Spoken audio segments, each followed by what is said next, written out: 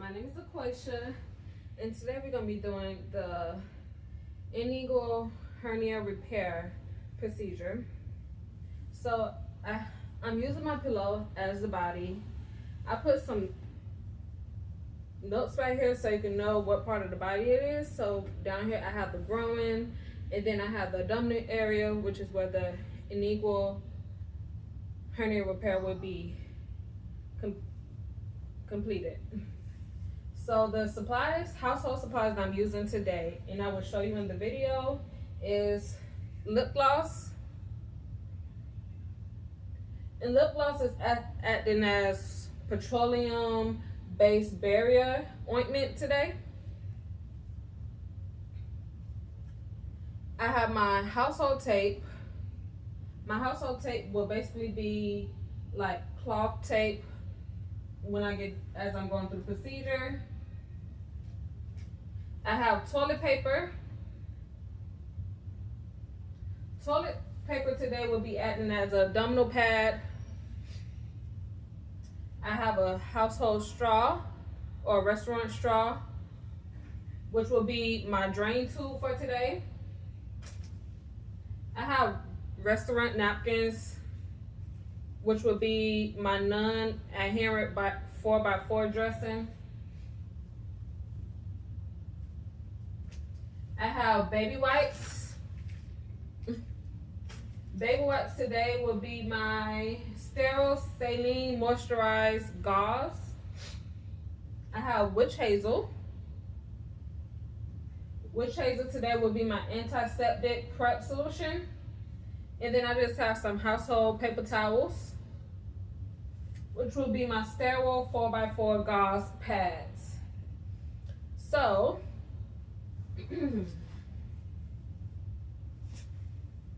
starting off, as I stated, and just to let you know, we are doing a hernia inguinal repair. Oh, sorry, I said that backwards. Inguinal hernia repair.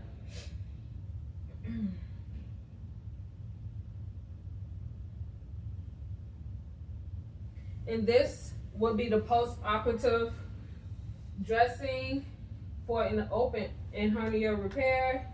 This patient is a single groin incision where the hernia was repaired and the abdominal wall reinforced. So that's why I'm showing you the groin and then the abdominal wall that was reinforced. So before placing any dressing, I'm going to start off by using the sterile saline moisturized gauze. I'm going to gently remove any dropped blood or serious debris that may have got on the incision area. You don't want to pat too much, but do enough patting.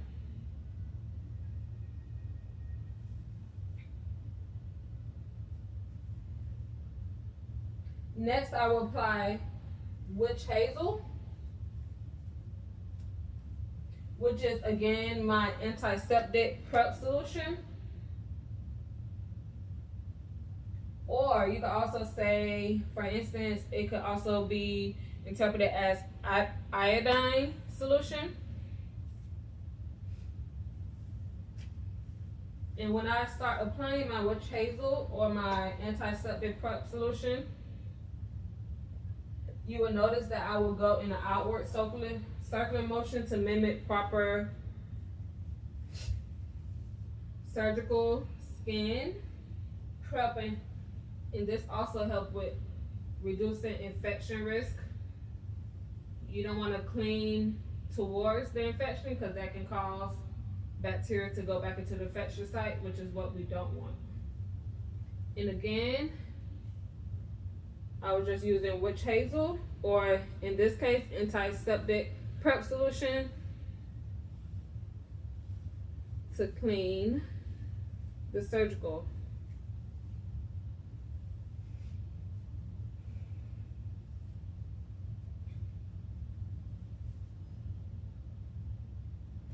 My next thing will be my restaurant napkins, or in this case, non-adherent 4x4 dressing. And I'm just folding these, as you see, toward a more 4x4. And it fits my abdominal area. These may also be called, instead of 4x4, they may also be called tefa, or another word for them might be adaptic. This way we go directly on the skin because it protects the incision and it prevents the dressing from sticking when removed. For this procedure, I will use just one. As you see, I just placed one down, 1x4, 4x4. So I'm placing a single napkin directly over the incision spot, as you see right here. Second, I'm gonna grab my paper towel, or in this case, my sterile 4x4 gauze pads. When applying these pads, this layer helps with absorb any post-operative damage, like small amount of fluids that may start flowing from the incision that occurred. Or so for this one, I'm gonna be placing not just one of these, but you can place 2 to 3 layers, because of course someone just had surgery. It might be a lot of drainage that occur, or bleeding, blood and fluid that occur during this time. So you just want to be on the safe side, place like 2 to 3 layers. On this case, I'm just using 2 layers. So you see I have my 2 sterile 4x4 pads. And then my bottom layer was my non 4x4 dressing. And then before that, we had did the prep solution. And then also before that one, we also did the sterile saline gauze. And all this was like helping clean the incision area.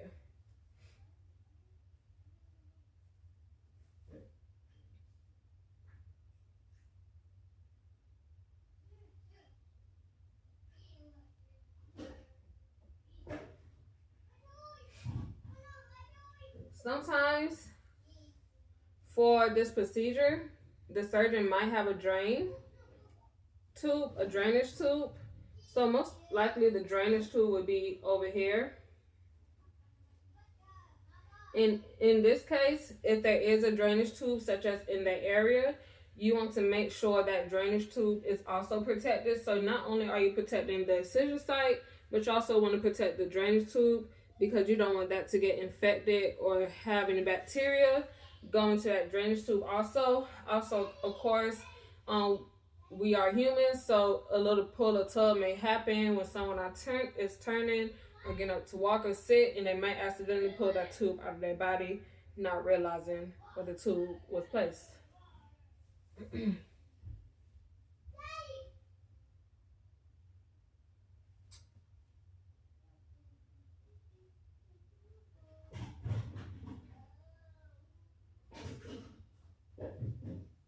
So what I'm going to do to protect the drainage tube is take a restaurant napkin and split it in half.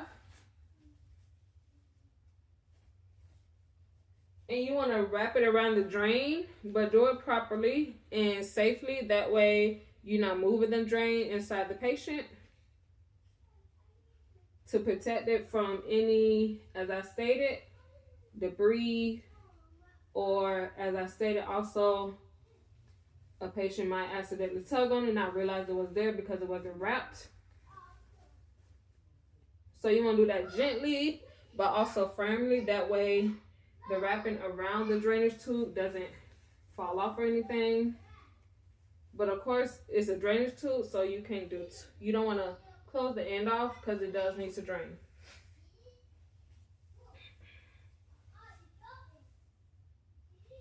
The third layer I'm going to apply is my abdominal pad, or in this case, toilet paper.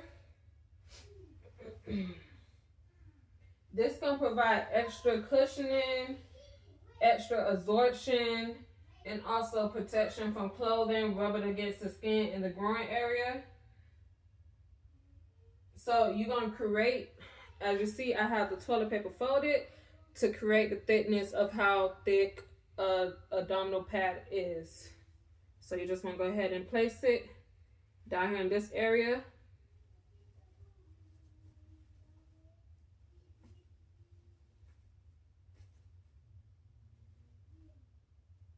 Forgetting my things is falling apart. I'm trying to make it perfect, but it's not staying perfectly for me.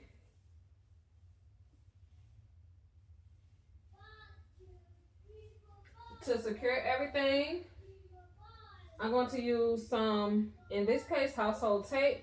But if it was, of course, if we was in the OR room, this will be also called, okay. And then we have the surgical tape, which, as I stated, which will be used for securing everything down. I'm not going to use too much, but just to give you the impression. Again, this is the surgical tape.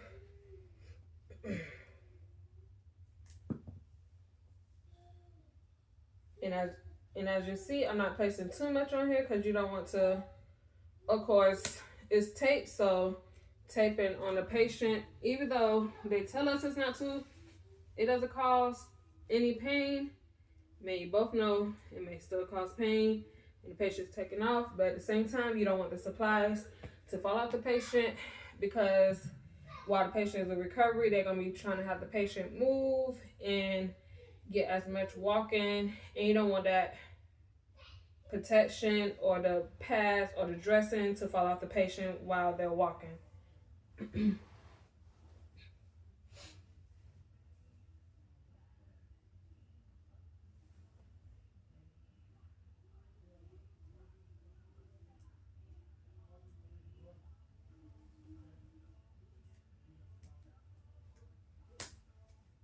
So the tape is gently applied to the patient. That way the patient is still able to move freely while also being able to secure the dressing. The next thing for us will be our lip gloss, which in this lip gloss represents petroleum-based barrier ointment, which with this ointment, it's basically used around the dry areas of the skin, not directly on the incision site, and it represents moisture to help protect the skin from becoming dry, or in that case, because if you're not, to make sure the skin doesn't become irritated, because of course if that skin is dry and it causes the irritation, that could mess with the incision site also. So you don't want to apply too much, but you want to apply enough to where the patient's skin is not dry. Of course, the patient could also do this when they're home, so you could show them when they come about from the anesthesia of how to also apply the petroleum jelly around the incision site to where their skin area is not becoming too dry. And you literally just want to go in this area and just go around. You can also go around the drainage tube, because that tube will be there on their skin area, and just wipe. You want to press down firmly, but not too hard, because as I stated, surgery just occurred.